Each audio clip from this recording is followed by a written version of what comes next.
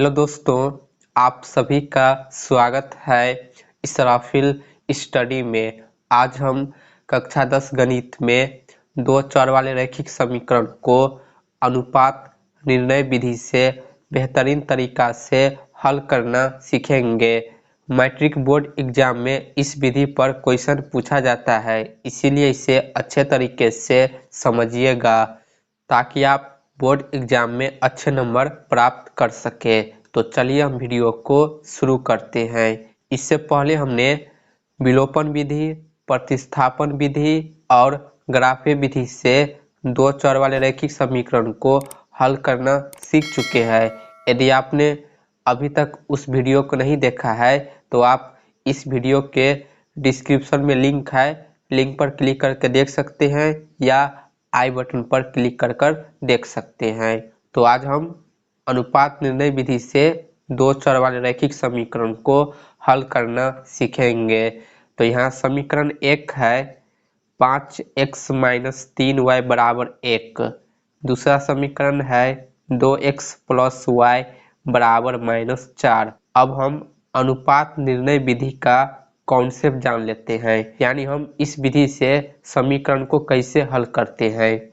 तो दोस्तों, इस विधि का पहला कॉन्सेप्ट ये है कि समीकरण 1 और समीकरण 2 दोनों में बराबर के बाद वाली जो संख्या है वो हमारा बराबर होना चाहिए। तो देखिए, समीकरण 1 में बराबर के बाद संख्या 1 है और समीकरण 2 में बराबर के बाद संख्या -4 है। तो यहाँ संख्या बराबर नहीं है, सेम नहीं है, तो हमें अनुपात निर्णय विधि में बराबर के बाद वाली जो संख्या है दोनों में बराबर करना होगा। फिर हमें उसे माइनस कर पूरा हटाना होगा, यानी 0 करना होगा। पहला कॉन्सेप्ट ये है कि अनुपात निर्णय विधि में हमें बराबर के बाद वाली जो संख्या है उसे 0 करना होगा। इसके लिए हमें पहले संख्या को बराबर करना होगा, फिर माइनस से हम हटा देंगे, काट देंगे, तब वो 0 हो जाएगा। तो देखिए, समीकरण 1 में बराबर के बाद संख्या 1 है और समीकरण 2 में बराबर के बाद संख्या -4 है। तो दोस्तों, यदि हम समीकरण 1 में -4 से गुना करेंगे तो यहाँ भी बराबर के बाद -4 हो जाएगा। तो यहाँ बराबर के बाद संख्या हो जाएगा -4 और -4 यहाँ भी है, तो ये दोनों सेम हो जाएगा। तो पहले हम यहाँ समीकरण 1 में -4 से गुना करेंगे। तो लिख लेते हैं समीकरण 1 को -4 से गुना करने पर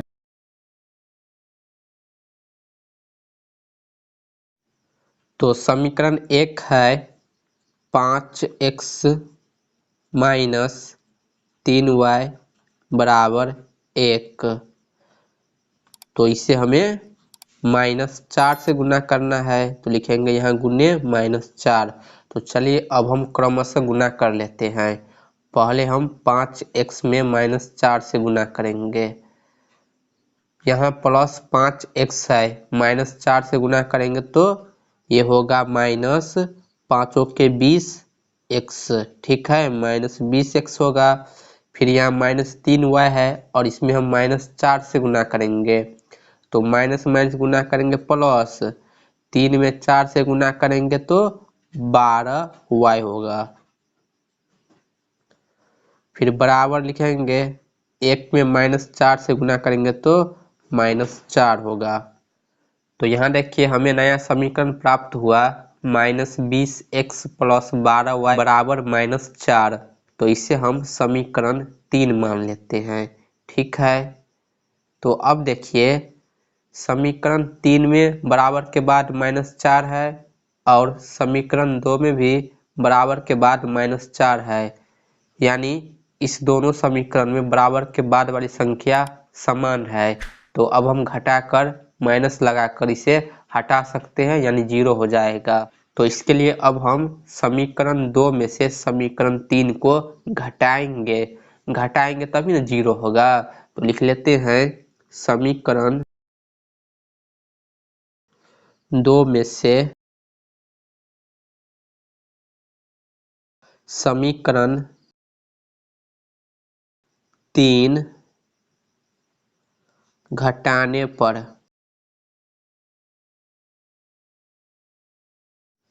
तो समीकरण 2 है 2x प्लस वाई बराबर -4। समीकरण 3 है -20x प्लस 12y बराबर -4। तो इसमें से हमें इसे घटाना है, तो यहाँ एक लाइन ले लेते हैं।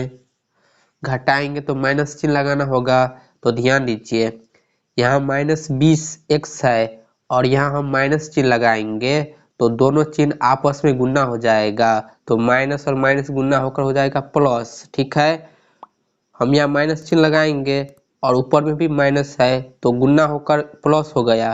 फिर यहाँ प्लस है तो हम यहाँ माइनस चिन्ह लगाएंगे तो प्लस माइनस गुना होकर हो जाएगा माइनस।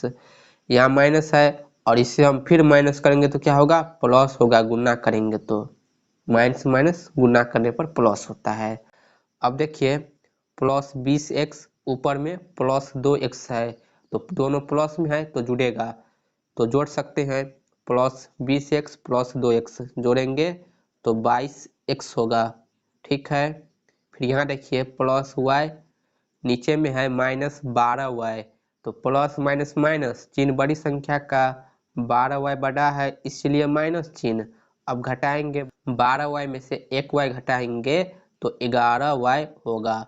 ठीक है, फिर बराबर में ऊपर -4 है और नीचे +4 है, तो 4 में से 4 घटाएंगे तो क्या होगा, 0, यानी कट गया। तो देखिए यहाँ बराबर के बाद वाली संख्या कट गया, 0 आ गया, तो पहला कॉन्सेप्ट कंप्लीट हो गया। अब देखिए दूसरा कॉन्सेप्ट, यहाँ हम लिखेंगे 22x बराबर, यहाँ जो -11y है इसे हम पक्षांतर करेंगे तो क्या होगा, प्लस का 11y, पक्षांतर करेंगे तो माइनस का प्लस हो जाएगा। अब ध्यान दीजिए हम 11 से 22 में भाग दे सकते हैं, यानी y बराबर हम दोस्तों क्या लिख सकते हैं, 22x बट्टा 11। ठीक है, y के साथ 11 गुना में है, बराबर के इस साइड पक्षांतर करेंगे तो भाग में चला जाएगा।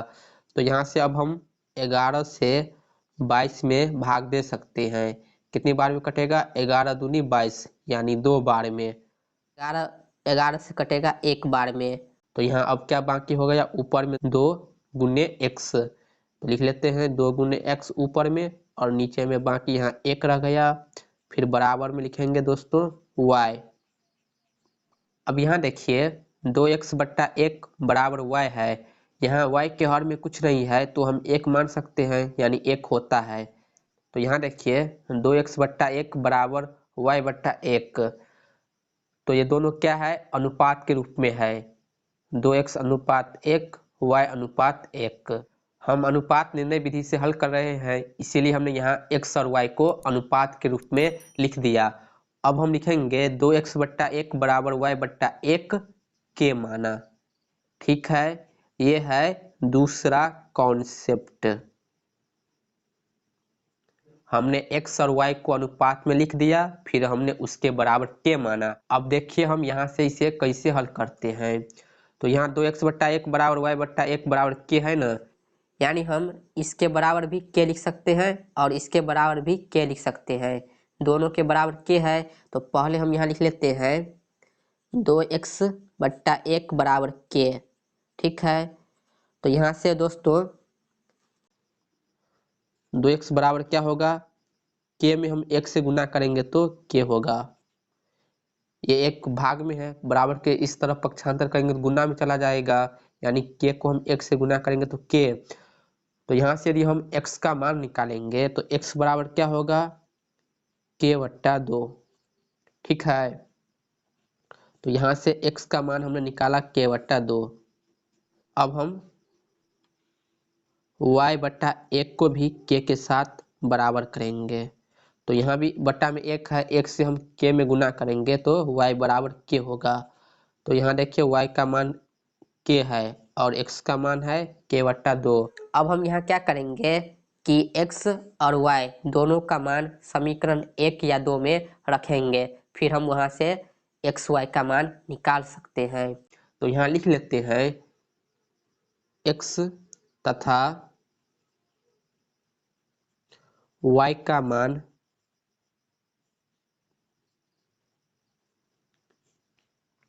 समीकरण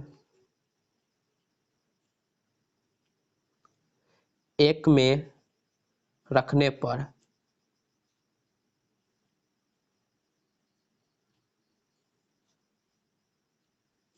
तो समीकरण 1 है 5x माइनस 3y बराबर 1। ठीक है, तो यहाँ हम x और y का मान रखेंगे, तो लिखेंगे 5 गुने x की जगह मान निकाला है हमने k/2, तो लिखेंगे k/2, फिर माइनस 3 गुने y का मान हमने निकाला है k, तो लिखेंगे k और बराबर में 1। अब इसे हम सरल करेंगे, 5 से हम k में गुना करेंगे तो ये होगा 5k/2, फिर माइनस 3 में k से गुना करेंगे 3k बराबर 1। यहाँ देखिए 5k/2 माइनस 3k है, इसके बटा में कुछ नहीं तो 1 है। अब हम यहाँ भिन्न का घटाव बनाएंगे, तो हर का एलसीएम लेंगे, लॉस आएगा 2। 1 से हम 5k में गुना करेंगे 5k होगा, फिर माइनस 2 से 3k में गुना करेंगे तो 6k होगा और बराबर में 1। यहाँ देखिए 5k माइनस 6k है, तो प्लस माइनस माइनस चिन्ह बड़ी संख्या का, 6k बड़ा है इसीलिए माइनस चिन्ह। अब घटाएंगे, 6k में से 5k घटाएंगे तो 1k होगा, बट्टा में 2 और बराबर में 1 होगा। अब हम दोस्तों माइनस के बराबर क्या लिख सकते हैं, 2 को 1 से गुना करेंगे 2, यानी k बराबर होगा -2। ये माइनस हमने इस 2 के साथ भेज दिया, तो k बराबर हो गया -2। अब हम k का मान यहाँ और यहाँ रखकर x y का मान निकालेंगे। ठीक है, तो चलिए यहाँ हम मान रख लेते हैं, x बराबर है k/2, तो k का मान क्या है -2, तो लिखेंगे -2 और बट्टा में 2 है, तो 2 से 2 कट जाएगा एक बार में। ठीक है, तो x बराबर यहाँ क्या होगा -1 होगा और y बराबर k है, तो k का मान है -2, तो लिखेंगे यहाँ -2, तो y का मान हुआ -2 और x का मान -1। तो ये है दोस्तों x y का मान यानी आंसर। तो इस प्रकार हम अनुपात निर्णय विधि से दो चर वाले रैखिक समीकरण को हल करते हैं।